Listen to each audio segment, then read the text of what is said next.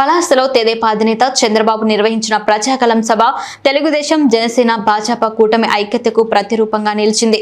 అనుకున్న సమయం కన్నా కార్యక్రమం ఆలస్యమైన శ్రేణుల ఉత్సాహం మాత్రం ఏమాత్రం తగ్గలేదు. ఉత్తరాంధ్ర ముద్దుబిడ్డ ఎర్రన్నాయుడు, స్వాతంత్ర సమరయోధుడు గౌతు లచ్చన్నను స్మరించుకుంటూ చంద్రబాబు ప్రసంగాన్ని ప్రారంభించారు. అటు అభివృద్ధి చేస్తూనే ఇటు అవినీతి అంతు తేలుస్తామంటూ ఆయన చెప్పిన మాటల్లో భరోసా కనిపించింది. బాబు ప్రశ్నలకు సానుకూల సమాధానాన్నిస్తూ యువత కేరింతలు కొట్టారు. రేపు జూన్ 4వ తారీఖున ముఖ్యమంత్రిగా ప్రమాణ స్వీకారం చేయబోతున్నా మరి మన కాబోయే ముఖ్యమంత్రి చంద్రబాబు నాయుడు గారికి మీ అందరితో మాట్లాడడానికి ఇక్కడికి వచ్చారు కాబట్టి దయచేసి ప్రతి ఒక్కరు కూడా నిశ్శబ్దంగా మాటలు వినాలని కోరుకుంటున్నాను. పలాస నుంచి టీడీపీ మరియు జనసేన మరియు బీజేపీ కుటుంబ సభ్యులు వచ్చే తెలుగుదేశం మరియు జనసేన బీజేపీ ప్రభుత్వంలో ఈ 5 సంవత్సరాలు మేము పడిన ఇబ్బందుల్ని తొలగించడానికి ఈ రోజు మన మధ్యకొచ్చిన మన కాబోయే ముఖ్యమంత్రి చంద్రబాబు నాయుడు గారికి ఆహ్వానం పలకడానికి వచ్చిన ప్రతి ఒక్కరికి పేరు పేరున నమస్కారం తెలియజేసుకుంటున్నాను. 5.5 సంవత్సరాల క్రితం మీ అందరూ ఈ రోజుకి మర్చిపోరు.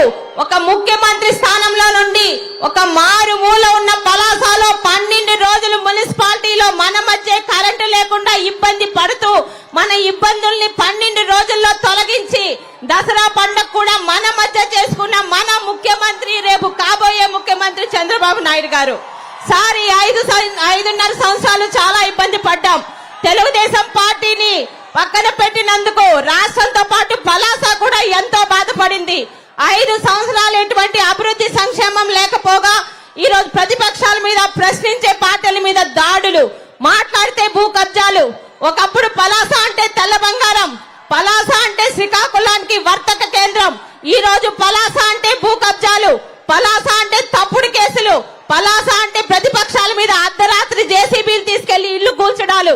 ఇవి తప్పితే ఈ 5 సంవత్సరాలు ఏమీ జరగలేదు సార్.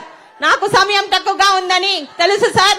మా పలాసకి మీ హయాంలోనే మొదలైంది ఆఫ్ షోర్ ప్రాజెక్ట్.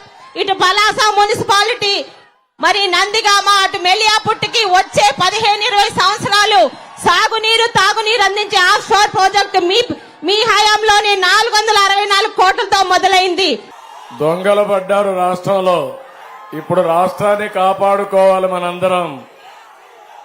అందరూ కూడా సిద్ధంగా ఉండాల్సిందిగా మిమ్మల్ని అందరినీ కోరుతున్నాం. ఈరోజు పలాస మిమ్మల్ని చూస్తా ఉంటే నాకు అనిపిస్తా ఉంది, నా జీవితంలో ఎన్నో సార్లు వచ్చాను కానీ ఇంత స్పందన నా జీవితంలో ఎప్పుడూ చూడలేదు. అంత స్పందన ఉంది. ఎక్కడ పోయినా ప్రజల్లో విపరీతమైనటువంటి స్పందన. అదే మరి ప్రభుత్వ వ్యతిరేక చాలా స్పష్టంగా కనపడుస్తా ఉంది. ఈ రోజు నాకు ప్రాణ సమానమైన తెలుగుదేశం పార్టీ కుటుంబ సభ్యులు ఒక పక్క ఎంత కసిగా ఉన్నారంటే 5 ఏళ్లు పెట్టిన కష్టానికి ఈ రోజు ఒక కక్ష తీర్చుకోవాలి, చిత్తుగా వైఎస్ఆర్ కాంగ్రెస్ పార్టీని ఓడించాలని నా తమ్ముళ్లు సిద్ధంగా ఉన్నారు. జన సైనికులు ఎక్కడ పోయినా వాళ్ళ ఉత్సాహం నేను చూస్తున్నా.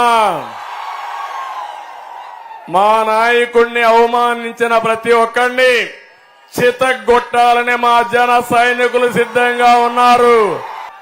ఇంకో పక్కన ఎన్డీఏలో భాగస్వాములయ్యాం. తెలుగుదేశం, జనసేన, బీజేపీ కలిసి ఇప్పుడు మీ ముందరకు వచ్చాం. మీ ముందరకు వచ్చినప్పుడు ఇక్కడ ఉమ్మడి అభ్యర్థులుగా మన రామ్మోహన్ నాయుడు ఎంపీ అభ్యర్థిగా ఇక్కడికి వస్తారని నాకు ఈ జిల్లాకు వచ్చినప్పుడు ముందుగా నాకు గుర్తొచ్చేది నా మిత్రుడు ఎర్రం నాయుడు. ఉత్తరాంధ్ర ముద్దుబిడ్డ. నేను ఒకసారి యునైటెడ్ ఫ్రంట్ లో మంత్రి పదవి వస్తే కేబినెట్ ర్యాంక్ ఇవ్వాలంటే ఎవరికి ఇవ్వాలని ఆలోచించినప్పుడు ఒక్క నిమిషం ఆలోచించకుండా నేను ఎంపిక చేసిన అభ్యర్థి ఎర్రం నాయుడు గారు అని చెప్పి నేను మీకు తెలియజేస్తున్నా. ఒక సమర్థవంతమైన నాయకత్వాన్ని ఇవ్వగలిగే శక్తి తెలివితేటలు, కలుపుగోల్తనం ఎర్రమనాయుడుకు ఉన్నాయి.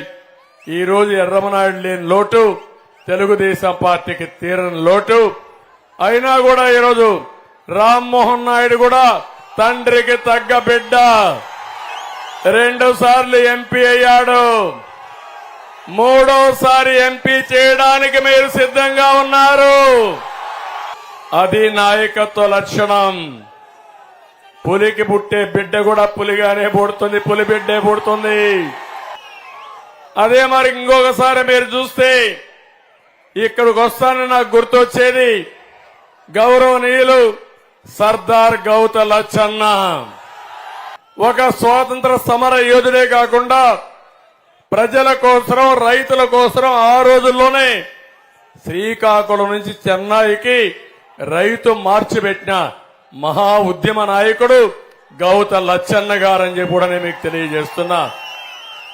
అలాంటి మహానాయకుడితో నేను 1978లో అసెంబ్లీలో శాసనసభ్యుడిగా ఉన్నాను. ఆయన కూడా శాసనసభ్యుడిగా ఉన్నాడు. ఆయన పట్టుదల చూసేవాడిని. ఎప్పుడు కూడా ఒక్క నిమిషం కూడా ఉండకుండా ప్రజా సమస్యల పైన, వెనుకబడిన వర్గాల మీద నిరంతరం పోరాడిన వ్యక్తి గౌత లచ్చన్న.